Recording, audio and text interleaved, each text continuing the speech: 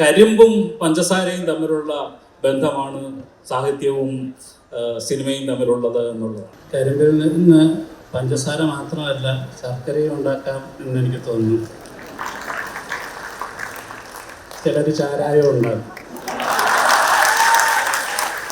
ലോകത്ത് എത്ര തരം ആടുകളുണ്ടെന്ന് സാറിനോട് ചോദിച്ചാൽ സാർ ആട് ഗവേഷണം നടത്തിയിട്ടാണ് സിനിമ ചെയ്യുന്നത് എന്നുള്ളതാണ്.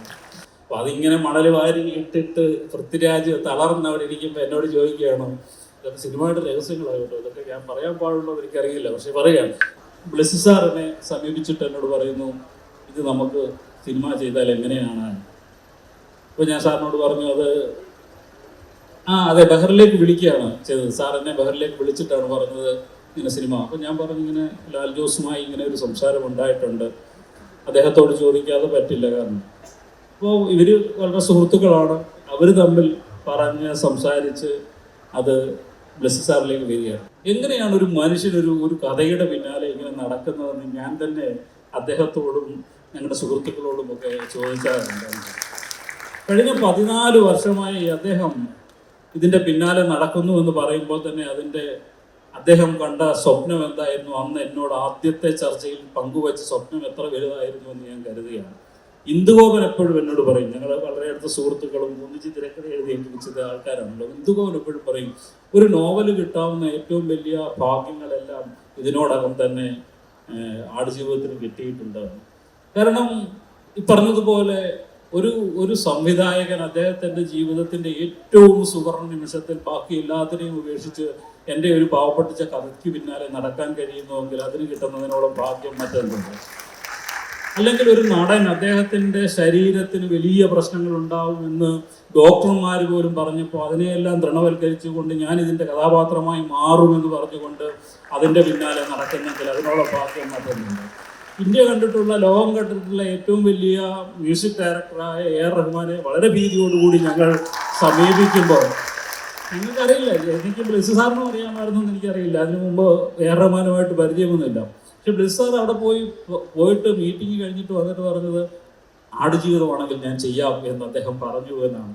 ഭയങ്കര പോസിറ്റീവ്. അപ്പം അങ്ങനെയുള്ള ഒരു വലിയ ഭാഗ്യം എന്നെ സംബന്ധിച്ചുണ്ട് എന്നാണ് ഞാൻ കരുതുന്നത്. എനിക്ക് തോന്നുന്നു ബെന്യാമിനേക്കാൾ കൂടുതൽ ഈ പുസ്തകം വായിച്ചിട്ടുള്ള ആൾ ഞാനായിരിക്കും. വേറൊന്നുമല്ല, ഞാൻ ആ പുസ്തകം എടുത്തിട്ടുണ്ടായിരുന്നു, പക്ഷെ ഞാൻ ഇവിടെ കൊണ്ടുവരുന്നത് ഒരു അബദ്ധമായിരിക്കുമെന്ന് വിചാരിച്ചിട്ടുണ്ട്. കാരണം അന്ന് ഞാൻ വായിച്ച ആ പുസ്തകത്തിൽ നിറയെ മഞ്ഞ വരിയിട്ട് എഴുതിയിട്ടുള്ള, മാർക്ക് ചെയ്തിട്ടുള്ള ഒരുപാട് കാര്യങ്ങളുണ്ട്. എന്നുവെച്ചാൽ നിങ്ങൾക്കൊരു എക്സ്പീരിയൻസ്. പക്ഷെ ഞാൻ ഇങ്ങോട്ട് വരുമ്പോൾ അത് എടുക്കാനായിട്ട് പോയതാണ്. കാരണം ഒരുപാട് നിങ്ങളെ വായനക്കാരെ ഈ കഴിഞ്ഞ കാലയളവിൽ ഏറ്റവും അധികം മാനസികമായി കൊണ്ടുപോയിട്ടുള്ള, ഒരുപാട് യാത്ര ചെയ്യിച്ചിട്ടുള്ള ഒരുപാട് ബിംബങ്ങൾ, പലപ്പോഴും നമുക്ക് വായനയിലുണ്ടാകുന്ന ഇമോഷൻസും മറ്റു കാര്യങ്ങളും ആണെന്നുണ്ടെങ്കിൽ അതിനേക്കാൾ ഉപരിയായിട്ട് ബിംബങ്ങൾ സൃഷ്ടിക്കുവാനായിട്ട് കഴിഞ്ഞ ഒരു സാഹിത്യകൃതിയായിട്ടാണ് എനിക്ക് ആടുജീവിതത്തിനെ കുറിച്ച് പറയാനായിട്ട് തോന്നുന്നത്. ഇനിയും മലയാളി ആടുജീവിതം വായിച്ചില്ലെങ്കിലും എനിക്ക് കുഴപ്പമില്ല, സിനിമ കണ്ടാൽ മതി എന്ന് തന്നെയാണ് ഞാൻ കരുതുന്നത്. കാരണം ഞാൻ തുടക്കത്തിൽ സൂചിപ്പിച്ചതുപോലെ അതിൻ്റെ പിന്നിൽ ഈ മനുഷ്യർ നടന്ന അലഞ്ഞ അധ്വാനം മാത്രം മതി. ഇത്രയും നാളത്തെ ആടുജീവിതം എന്തായിരുന്നു, ഇനി അതിന് ലൈഫില്ലെങ്കിലും എനിക്ക് ഒരു പ്രശ്നവുമില്ല. കരിമ്പും പഞ്ചസാരയും തമ്മിലുള്ള ബന്ധമാണ് സാഹിത്യവും സിനിമയും തമ്മിലുള്ളത് എന്നുള്ളതാണ്. കരിമ്പ് എന്ന് പറയുന്നത് അതിൻ്റെ ഏറ്റവും മൂലരൂപമാണെങ്കിൽ അതിനകത്ത് ധാരാളം കെമിക്കൽസൊക്കെ ചേർത്ത് പരിണാമം വരുത്തി മാറുന്ന ഒന്നാണ് പഞ്ചസാര എന്ന് പറയുന്നത്. രണ്ടിനകത്തും മധുരമുണ്ട്, രണ്ടും നിങ്ങൾ രുചിക്കുന്നുവെങ്കിൽ പോലും രണ്ടും രണ്ടാണ് എന്ന ഒരു ബോധ്യം എൻ്റെ ഉള്ളിലുള്ളത് കൊണ്ട് എന്തൊക്കെയാണ് ആയിത്തീരേണ്ടത്, ഏതൊക്കെ സീനുകളാണ്, ഏതൊക്കെയാണ് സിനിമയാക്കി മാറ്റേണ്ടത് എന്നത് സംവിധായകൻ്റെ മാത്രം ഉത്തരവാദിത്വമായി വിട്ടുകൊടുക്കുന്നതിന് എനിക്കൊരു മടിയും ഉണ്ടായിട്ടില്ല. പൃഥ്വിരാജ് നമ്മൾ ഈ പുറത്ത് കാണുന്ന പറയല്ല, ഭയങ്കര തമാശ പറയുന്ന ആളാണ്. അപ്പോൾ ഈ ആടുജീവിതത്തിൻ്റെ ഷൂട്ടിംഗ് സമയത്ത് ഈ പുഴയിൽ മണൽ വാരുന്ന ആളായിട്ടാണല്ലോ നജീബിനെ ചിത്രീകരിച്ചത്. അപ്പോൾ അതിങ്ങനെ മണൽ വാരി ഇട്ടിട്ട് പൃഥ്വിരാജ് തളർന്നവിടെ ഇരിക്കുമ്പോൾ എന്നോട് ചോദിക്കുകയാണ്, ഈ നജീബിനെ തിരുവല്ലയിലെ ബേക്കറിയിൽ എടുത്തു കൊടുക്കുന്ന ആളായിട്ട് വല്ലതും ചിത്രീകരിച്ചപ്പോൾ എന്തിനാണ് ഇത് മണൽ വാരുന്നതായിട്ട് ചിത്രീകരിച്ചത്. അപ്പോൾ സ്വാഭാവികമായിട്ടും എഴുതുമ്പോൾ മണൽ വാരി ജീവിക്കുന്ന നജീബ് എന്ന് എഴുതി വെക്കാം, പക്ഷെ അത് ചിത്രീകരിച്ചെടുക്കുന്നതില്ല. പുള്ളി അതിന് തന്നെ രസകരമായ ഉദാഹരണം പറയും. എഴുതി വെക്കുമ്പോൾ എളുപ്പമാണല്ലോ. അമ്പലപ്പറമ്പിൽ ആനയിടഞ്ഞു, ജനങ്ങൾ എന്താണ് ചിതറിയോടി. വളരെ എളുപ്പമാണ്, ഒരു വരിയിൽ എഴുതി വെച്ചാൽ മതി. സംവിധായകൻ അറിയാം അതിന്റെ ബുദ്ധിമുട്ട് എത്രയാണ് എന്ന്. കരിമ്പിൽ നിന്ന് പഞ്ചസാര മാത്രമല്ല ശർക്കരയും ഉണ്ടാക്കാം എന്ന് എനിക്ക് തോന്നുന്നു. ചിലർ ചാരായം ഉണ്ടാകും. എന്നെ ഏറ്റവും അധികം ചിരിപ്പിക്കുകയും വിഷമിപ്പിക്കുകയും ചെയ്ത ഒരു വരിയുണ്ട് ഈ പുസ്തകത്തിൽ. ഒരു വടിയുടെ നിഴല് പോലും ഇല്ലാത്ത ഇടമെന്ന് തന്നെ ഞാൻ എഴുതി വെച്ചിട്ടുണ്ട്. ഞാൻ പറയുന്ന ഒരു സാഹിത്യകാരൻ അത്ര എളുപ്പമായി പറയാവുന്ന ഒരു കാര്യമാണ് ഒരു നിഴല് ഇല്ലാത്ത ഇടമെന്ന്. അപ്പോൾ അവിടെ ഒരു മസറയുണ്ട്, ആ മസറയ്ക്ക് ഒരു നിഴലില്ലേ, അവിടെ ഉണ്ടാകുന്ന മൃഗങ്ങളുണ്ട്, ഇതിനൊക്കെ ഒരു നിഴലില്ലേ, അവിടെ ഒരു കട്ടിലുണ്ട് എന്നൊക്കെ പറഞ്ഞതിൻ്റെ കൂട്ട് ഇങ്ങനെ തെറ്റിദ്ധാരണാജനകമായ കാരണങ്ങളിലൊന്നാണ് അറബ് ലോകം മുഴുവൻ ആടുജീവിതത്തെ തിരസ്കരിച്ചു എന്നുള്ളത്. സത്യത്തിൽ ആടുജീവിതത്തിനെതിരെ ആദ്യത്തെ ലേഖനം വരുന്നത് ഒരു മലയാളിയിൽ നിന്ന് തന്നെയാണ് എന്നുള്ളത്. അത് രസകരമായ ഒരു പ്രതികരണമായിരുന്നു. അന്ന് ഞാൻ ജോലി ചെയ്തിരുന്നത് അമേരിക്കൻ സൈനിക താവളത്തിലാണ്. ആ ലേഖനം പറഞ്ഞത് ബെന്യാമിനും അമേരിക്കയും കൂടി ചേർന്ന് അറബികൾക്കെതിരെ നടന്നത് ഗൂഢാലോചനയാണ് ആടുജീവിതം എന്ന് പറഞ്ഞതൊരു മലയാളിയാണ് എന്നുള്ളതാണ്. അങ്ങനെ മലയാളികളായ ചിലർ നടത്തിയ പരാമർശങ്ങൾ ഒഴികെ അറബ് ലോകം ഇതിനെതിരെ ഒന്നും പ്രതികരിച്ചിട്ടില്ല എന്നുള്ളതാണ് യാഥാർത്ഥ്യം. അപ്പോൾ ചോദിക്കും, അറബ് ലോകം അത് നിരോധിച്ചില്ല എന്ന്. അറബ് ലോകം അറബ് പതിപ്പല്ല നിരോധിച്ചത്, മലയാള പതിപ്പാണ് എന്നുകൂടി നിങ്ങൾ അറിയേണ്ടതുണ്ട്. അത് മലയാളികൾ വായിച്ചിട്ട് പറഞ്ഞു കൊടുത്തതാണ് ഇത് വലിയ പ്രശ്നമുള്ള സാധനമാണെന്ന്, അല്ലാതെ അറബികൾ ഇത് നിരോധിച്ചിട്ടില്ല എന്നുള്ളതാണ്. അതിനുശേഷം അറബ് പതിപ്പ് വന്നു. അറബ് പതിപ്പ് അവിടെ വ്യാപകമായി വിൽക്കപ്പെട്ടു.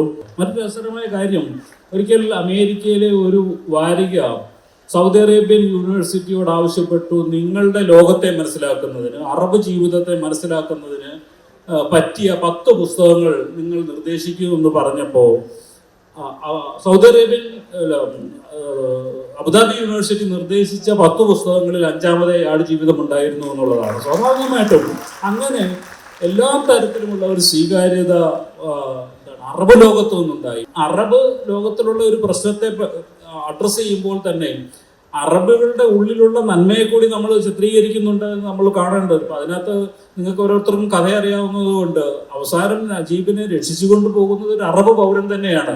ഞാൻ മൊറോക്കോയിൽ പോയി, എനിക്ക് മൊറോക്കോയിൽ വളരെ നല്ല ലൊക്കേഷനൊക്കെ ഇഷ്ടപ്പെട്ടു, കാര്യങ്ങളൊക്കെ ചെയ്തു. പക്ഷെങ്കിൽ അവിടുത്തെ ആടുകളെ നോക്കിയപ്പം ആടുകളുടെ വാല് പട്ടിയുടെ വാല് പോലെ ഇങ്ങനെ നീണ്ടു നിൽക്കുന്ന ഒരു സാധനം. കാരണം ഈ അറേബ്യൻ രാജ്യങ്ങളിലെ ആളുകളിൽ നിന്ന് വളരെ വ്യത്യസ്തമായ ഇതിൽ പെട്ടുന്ന ആടുകളാണ്. അപ്പം ഈ രാജസ്ഥാനിൽ ഷൂട്ട് ചെയ്യുന്നതിന് വേണ്ടി ആദ്യ സമയത്ത് നമ്മൾ ശ്രമിച്ചപ്പോഴും അവിടെയും പറ്റിയതെന്ന് പറഞ്ഞാൽ നമ്മുടെ ഒരു ബ്രീഡല്ല ഈ അറേബ്യൻ രാജ്യങ്ങളിലുള്ള ആടുകൾ. അവാസി എന്നൊക്കെ പറയുന്ന തരത്തിലുള്ള ആടുകൾ കൊണ്ടാകും. ആരെങ്കിലും ചിന്തിക്കും ഈ സിനിമയുടെ ഷൂട്ടിങ്ങിന് വേണ്ടി ഞാൻ ഒരു 60 ആടിനെ ദുബൈയിൽ വിലയ്ക്ക് വാങ്ങിച്ചിട്ട് ഇന്ത്യയിലേക്ക് കൊണ്ടുവരാൻ, കപ്പൽ മുഖേന കൊണ്ടുവരാനായിട്ട് തീരുമാനിച്ചു. കാരണം എനിക്ക് ബഡ്ജറ്റില്ല ഈ സിനിമയ്ക്ക്, അത് ഇന്ത്യയിൽ തന്നെ ചിത്രീകരിക്കണമെന്ന്. ആ സമയത്താണ് ഞാൻ ആദ്യമായിട്ട്, നാണക്കേടായിട്ട് പറയുകയാണ്, ക്വാറന്റൈൻ എന്ന് പറയുന്ന വാക്ക് ഞാൻ ആദ്യം കേൾക്കുന്നത്. കാരണം ഈ 60 ആടിനെ 1 മാസം ദുബൈയിൽ ക്വാറന്റൈനിൽ വെക്കണം. അതിനുശേഷം അതിനെ പരിശോധിച്ചിട്ട് കപ്പലിൽ കയറ്റിയിട്ട് കപ്പലിൽ വെച്ച് ഏതെങ്കിലും ഒരു ആടിന് എന്തെങ്കിലും അസുഖം ഉണ്ടെങ്കിൽ ഈ 60 ആടിനെയും എടുത്ത് കടലിലേക്ക് എറിയും. പിന്നീട് ഗുജറാത്ത് പോർട്ടിൽ കൊണ്ട് ഇറക്കുമ്പം അവിടെയും 1 മാസം ക്വാറന്റൈനിൽ വെക്കണം. എന്നിട്ടാണ് നമുക്കിത് തരുന്നത്.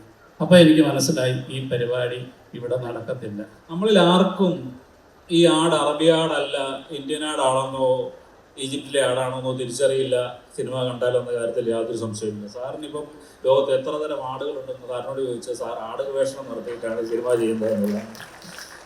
അപ്പോൾ അത്തരത്തിൽ ഞാൻ പറയുന്നത്, അത്തരത്തിൽ പെർഫെക്ഷനിസ്റ്റായ ഒരു മനുഷ്യനാണ് നമ്മുടെ മുമ്പിൽ ഇരിക്കുന്നത് എന്നുള്ളതാണ്. അപ്പോൾ അദ്ദേഹത്തെ എഴുതിക്കൊണ്ട് പറയാം, ബ്രിസ് സാർ ആദ്യം ചെയ്തത് പൃഥ്വിരാജിൻ്റെ ഇതുവരെയുള്ള മാനറിസങ്ങൾ എന്താണ് എന്ന് പഠിക്കുകയായിരുന്നു ചെയ്തത് എന്നുള്ളതാണ്.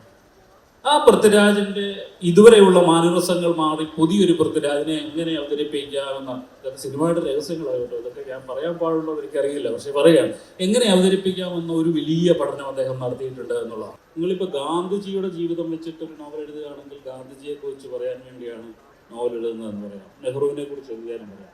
പക്ഷെ നജീബിനെ ഞാൻ നോവലിലേക്ക് കൊണ്ടുവരുന്നത് നജീബിന്റെ ജീവിതം പറയുന്നതിന് വേണ്ടിയല്ല. നമ്മൾ ഓരോരുത്തരുമായിരുന്നു ആടുജീവിതത്തിന്റെ സാഹചര്യങ്ങളിലൂടെ കടന്നു പോയിരുന്നത് എങ്കിൽ ഏതു തരത്തിൽ പ്രതികരിക്കുമായിരുന്നു എന്നുള്ള ഒരു സൂചനയാണ് യഥാർത്ഥത്തിൽ ആടുജീവിതം എന്ന് പറയുന്ന നോവൽ. ആ നോവൽ എഴുതുമ്പോൾ ഞാൻ ഏകദേശം 15 വർഷത്തോളം ഗൾഫിൽ മരുഭൂമിയിൽ ജീവിച്ച് കഴിഞ്ഞിരുന്നു.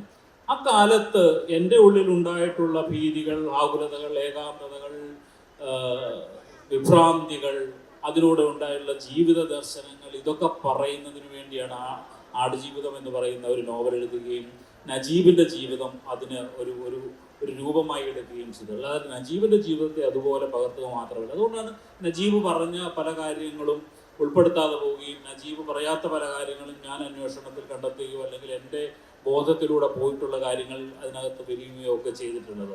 ഞാൻ നജീബിനെ ഈ സിനിമയ്ക്ക് ഷൂട്ടിങ്ങിനൊക്കെ മുമ്പ് തന്നെ അല്ലെങ്കിൽ ഇതിൻ്റെ തിരക്കഥ തയ്യാറാക്കുന്ന സമയത്ത് അദ്ദേഹവുമായി കാണുകയും സംസാരിക്കുകയും ഉണ്ടായിട്ടുണ്ട്. പക്ഷേ ഞാൻ അദ്ദേഹത്തിനോട് ചോദിക്കുമ്പോൾ അദ്ദേഹം അവിടെ ചെന്ന അന്ന് മുതൽ പോരുന്ന അന്ന് വരെ അദ്ദേഹം കരയുകയായിരുന്നു എന്ന് പറഞ്ഞു. അല്ലാതെ ഞാൻ ഒരുപാട് കാര്യം അദ്ദേഹത്തിൽ നിന്ന് മനസ്സിലാക്കാൻ എന്നുള്ള ആഗ്രഹത്തോടു കൂടിയാണ് ഞാൻ സംസാരിച്ചത്. പക്ഷേ അദ്ദേഹത്തിന് അതൊന്നും കൃത്യമായി ഓർത്ത് പറയാൻ പറ്റുന്നില്ല. എന്നിട്ട് ഞാനിപ്പോഴും ഓർക്കുന്നുണ്ട് ഒരു ചോദ്യം. ഞാൻ ചോദിച്ചു, നിങ്ങളെ ഇത്രയധികം മോശമായിട്ടൊക്കെ നിങ്ങളോട് പെരുമാറുമ്പോൾ നിങ്ങൾ എപ്പോഴെങ്കിലും അയാളുടെ ഈ അർബാബിൻ്റെ കണ്ണുകളിലേക്കൊന്ന് നോക്കിയിരുന്നോ, അല്ലെങ്കിൽ നിങ്ങളുടെ കണ്ണുകൾ തമ്മിൽ സംസാരിക്കാൻ സാധിച്ചോ എന്നുള്ള രീതിയിൽ, അതിലൊരു മനുഷ്യനാണല്ലോ എന്നുള്ള രീതിയിൽ വെച്ചിട്ടാണ് ഞാൻ. അപ്പോൾ എനിക്ക് അങ്ങനെയൊന്നും, എനിക്കെല്ലാം നിരാശയോടുകൂടി. അപ്പം ശരിക്കും അദ്ദേഹം അനുഭവിച്ചത് യാഥാർത്ഥ്യത്തിൽ പറയുന്ന ചിലപ്പം ഒരു ഡിപ്രഷനിലേക്ക് പോകുന്ന മറ്റൊരു തരത്തിലൊക്കെ ആയിരിക്കാം എനിക്ക് തോന്നിയിട്ടുള്ളത്. അപ്പോൾ അതിൽ നിന്ന് ഒരു എഴുത്തുകാരൻ്റെ ഭാവനയിലുള്ള ഒരു നജീബിനെയാണ് ഞാൻ കണ്ടത് എന്നുള്ളതാണ് എനിക്ക് മനസ്സിലാക്കാൻ കഴിഞ്ഞത്. അതുകൊണ്ട് തന്നെ ഈ സ്ക്രീൻ പ്ലേയിൽ നിന്ന് യാഥാർത്ഥ്യത്തിലേക്ക് വരുമ്പോൾ അപ്പോൾ പൃഥ്വിരാജ് അദ്ദേഹത്തിന് ഇതിനു മുമ്പ് കണ്ടിരുന്നില്ല. കാരണം ബെന്യാമിൻ പറഞ്ഞതിൻ്റെ ഒരു തുടർച്ച പോലെ പറയുകയാണെങ്കിൽ ഈ കഥാപാത്രത്തിനെ നമ്മളായിട്ട് ഞാനും പൃഥ്വിരാജും ചേർന്ന് ചെയ്ത് ഉണ്ടാക്കിയെടുക്കുന്ന ഒരു മോൾഡിംഗ് ഉണ്ട്. ആ മോൾഡിംഗ് ആണ് വേണ്ടിയത്.